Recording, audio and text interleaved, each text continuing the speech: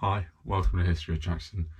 This episode, I'm going to review Under the Loving Care of the Fatherly Leader by Bradley K. Martin. This book is all about North Korea and the Kim dynasty.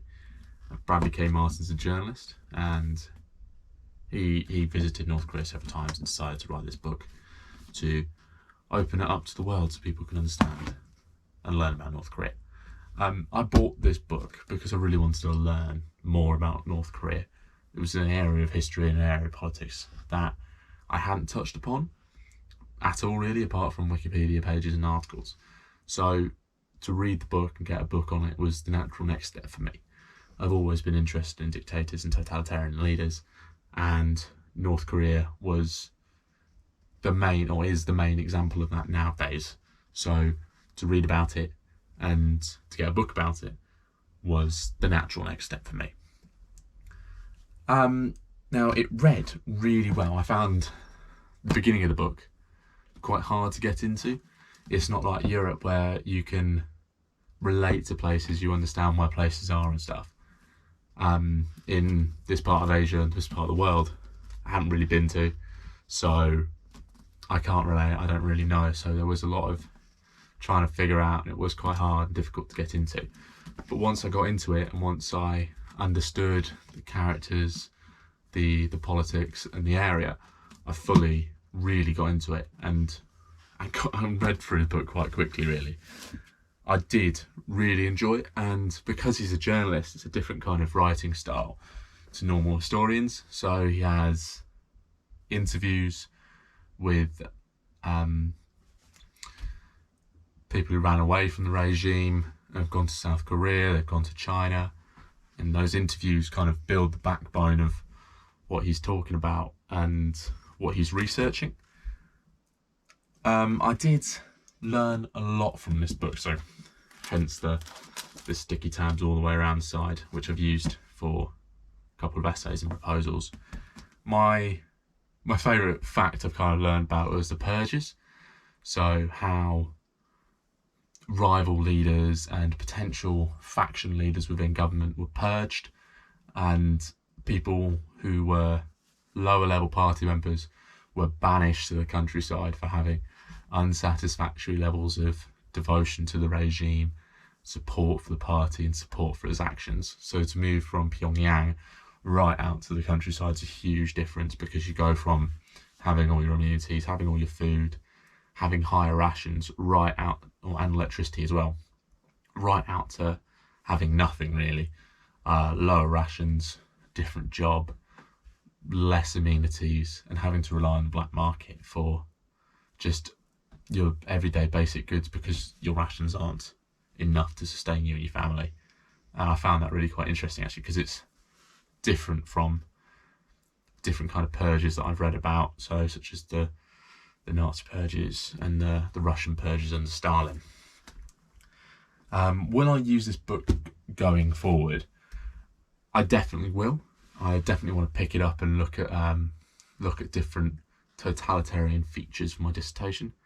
The Kim dynasty is an example of totalitarianism, and in the past as well it has been. So there are plenty of things that I can use, such as the purges, economic planning, and just the oppression on a mass scale across the country in the secret places. It's something that I will want to look at and want to touch on more and research even more. I'm going to put a link in the bio for this video so you can go and get one yourself. It's going to be an Amazon link, so you can go and get this book, you can go and read it, and you can learn for yourself. I think it's a great book, and you can definitely learn a lot for a kingdom that we don't know a lot about. It's quite closed off from every day. Just because we hear Kim Jong-un in the news doesn't mean that we suddenly know everything about this regime. And it is an area I want to touch upon more. It is an area I want to read about more.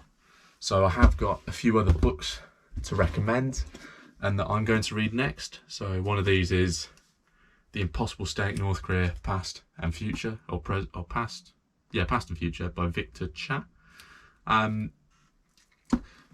This includes stuff about Kim Jong, which the Under Loving the Care of the Father Leader doesn't touch upon. That goes right up until Kim Jong-il's. And this contains updates, so it is a little bit more advanced, a little bit more up to date. It is a little bit more concise and a little bit easier to read. So if you want someone to start, I would recommend this. I've already, hence the purple tags, I've already used it for some work. I just need to read it in its entirety.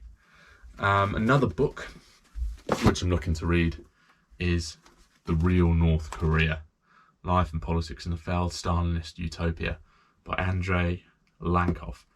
This is the fully updated and revised edition. This looks at North Korea politically and socially, where it's been and where it's heading, what might happen under the regime. Andrei Lankov has been to North Korea.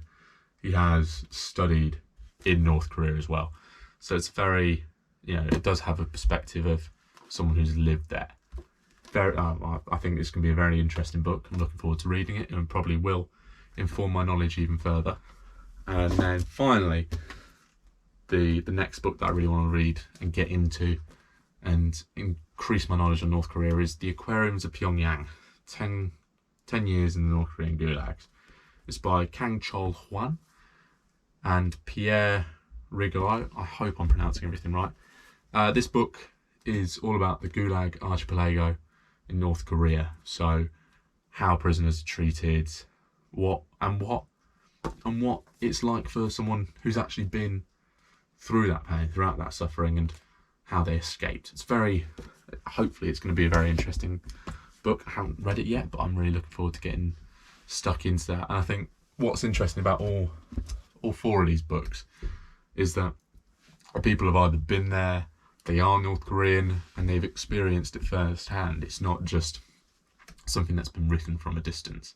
Bradley K. Martin went to North Korea extensively as a journalist and covered so many events that happen in North Korea. So he is a renowned journalist. Even New York Review of Books says simply the best book ever written about North Korea.